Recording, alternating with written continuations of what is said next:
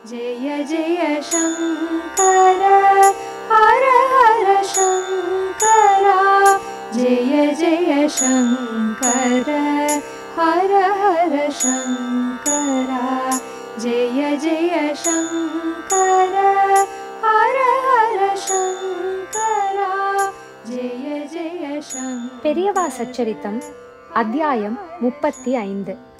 பெரியவா ஏன் விபத்தை நடக்காமல் தடுத்திருக்க கூடாது? ஒரு மும்பை பக்தை ஸ்ரீ பெரியவாள் தரிசனத்திற்கு வந்திருந்தார். அந்த பக்தையை கூப்பிட்டு ஸ்ரீ பெரியவா கேட்க ஆரம்பித்தார். உன்னோட ஆத்துக்காரர் ஆபீஸுக்கும் வீட்டுக்கும் எத்தனை தூரம்? சுமார் 2 கிலோமீட்டர் இருக்கலாம். உன் வீட்டில் போன் இருக்கா? இல்லை, ஆனா பக்கத்து ஆத்துல இருக்கு.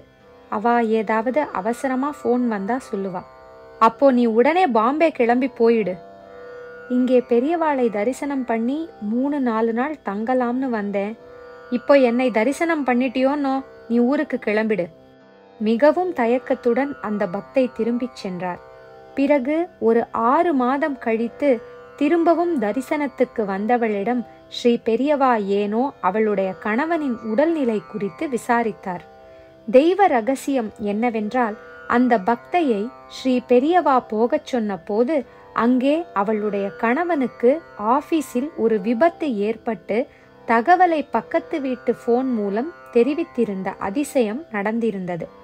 இதை பரம கருணாமூர்த்தி அங்கிருந்தபடியே தன் தெய்வீகத்தால் அறிந்தே பக்தையை போகச் சொல்லி அருளியுள்ளார். இப்போது வந்த பக்தை இதை சொல்லி, இவ்வளவும் தெரிந்த பெரியவா ஏன் விபத்தையே நடக்காமல் தடுத்திருக்க முடியாது என்று கேட்டாள். அதற்கு ஸ்ரீ பெரியவா, எது நடக்கும் என்று விதித்திருக்கிறதோ அது நடக்காமல் தடுக்க முடியாது. ஆனா நீ வணங்கும் காமாட்சி அம்மன் அருளால் அதனால் ஏற்படக்கூடும் பாதிப்புகள் குறைத்து கொள்ளலாம் என்று அருளினார். இப்பேற்பட்ட ஸ்ரீ காமாட்சி பெரியவாளின் பேரருள் நமக்கெல்லாம் பேரானந்த நிலை கொடுத்து சகல சௌபாகியங்களையும் சர்வ மங்களங்களையும் தந்தருளும். ஜெய ஜெய சங்கர ஹர ஹர சங்கர. மகா பெரியவா சரணம்.